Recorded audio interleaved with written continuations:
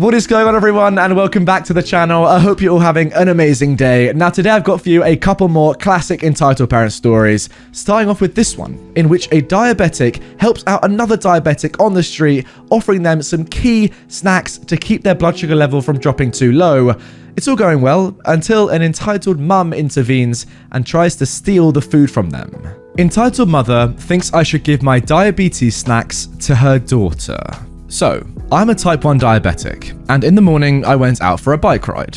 As I'm a diabetic, I always bring snacks with me, in case I go low or get hungry. I bring a juice box, a few glucose tablets, 2 fruit chew bars, and 2 granola bars. Just enough for me to be able to correct my blood sugar twice and have a small snack. As I was biking home, I passed someone sitting on the ground, who looked like they were kind of distressed. So I pulled over to ask if they were okay. The guy was a little younger than me and told me he was a diabetic and showed me his medic alert necklace. He explained that he'd gone low while biking but forgot to refill the snacks in his bag when he left, so he was trying to figure out what to do. He didn't have anyone to bring him anything, but he also didn't want to call an ambulance over this. So I offered him my snacks and to sit with him while we waited for it to go back up, explaining that I was also a diabetic. After I'd sat down with him and given him the tablets, a woman came over and asked me for my juice box for her daughter. I explained that I was giving him what I had because he was a diabetic and had low blood sugar,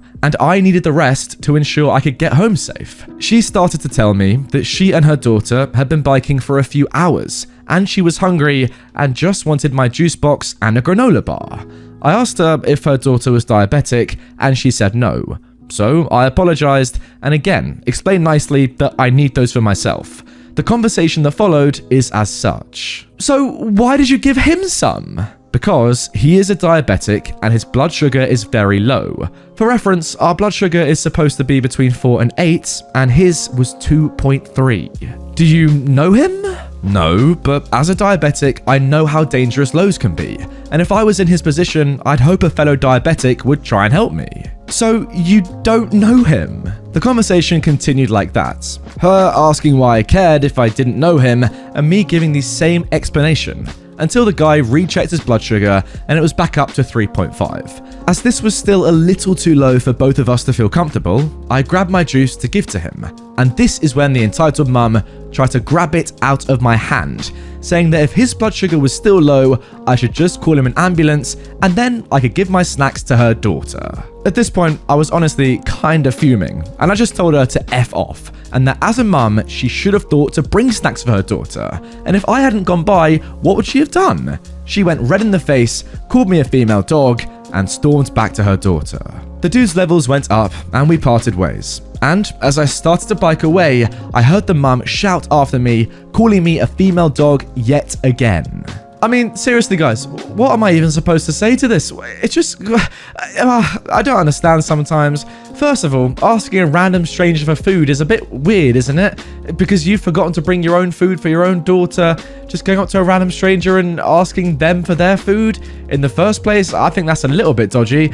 Second of all, when they say that it's specifically for people with diabetes, either themselves or people they happen to help, just, you know, who are suffering from a blood sugar low, and then you go again. You go for the second time and you say, no, I don't care about that. My daughter, who doesn't have diabetes, is starving, and I need your food now. I don't care about the person sitting next to you, whose blood sugar level is seriously low, by the way.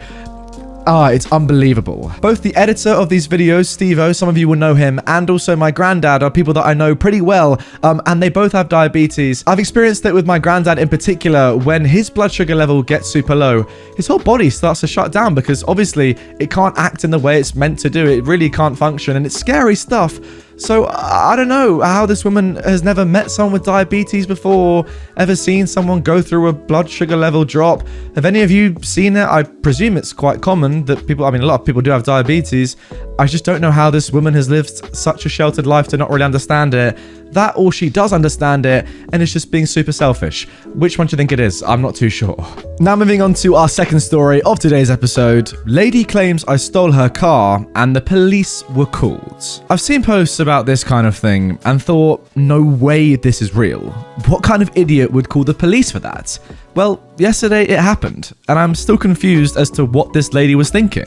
We have been looking for a car for our youngest. Looking through online ads, we came across an ad for a luxury car that only wanted about a third of what this car blue books for. It says the car just suddenly stopped starting. My husband is a mechanic, so we decided to look at it just to see. Immediately, he sees a couple potential problems as to why it doesn't start.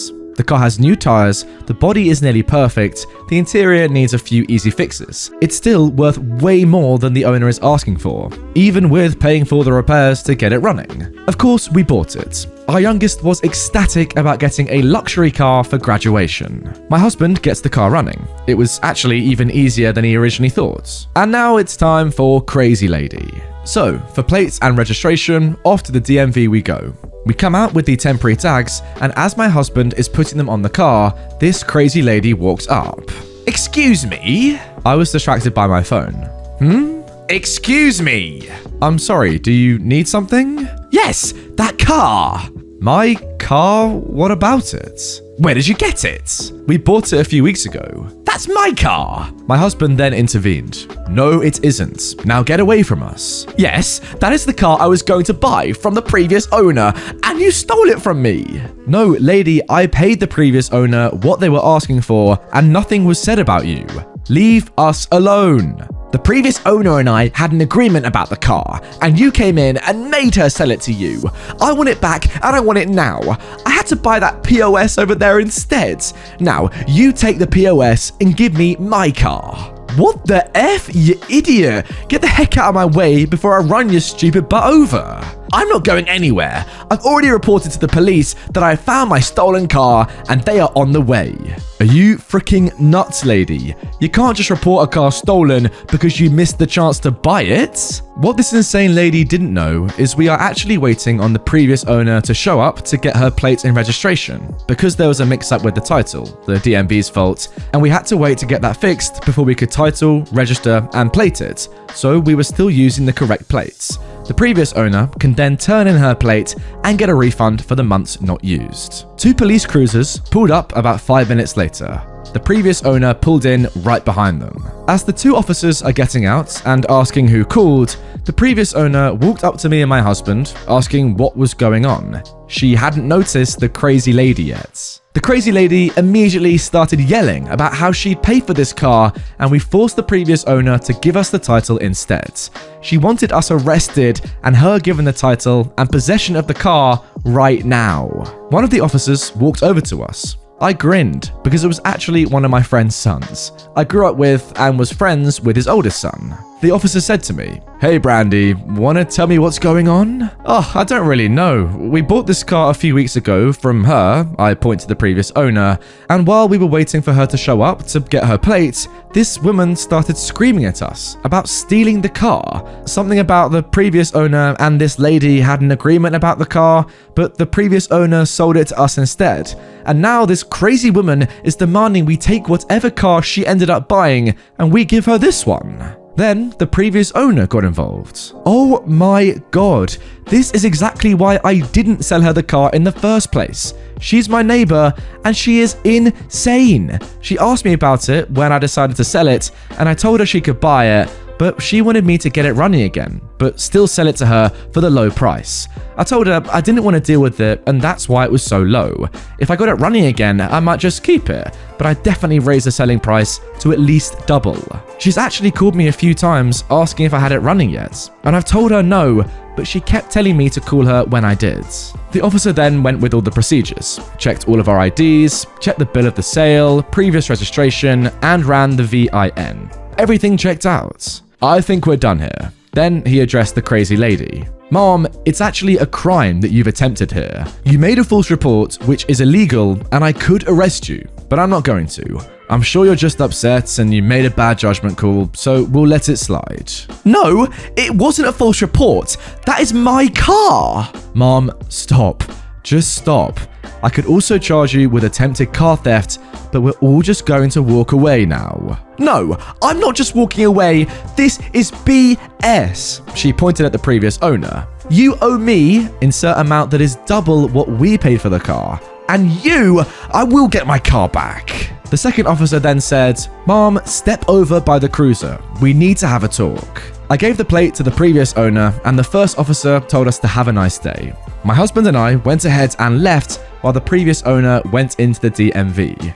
The crazy lady was still ranting at the second officer about allowing us to steal the car.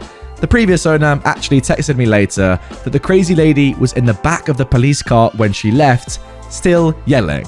I'm not worried about any future contact with this mental woman. We don't live in the town where the DMV is or where they live. In a couple of months, the car will be 2 hours away with my youngest at college.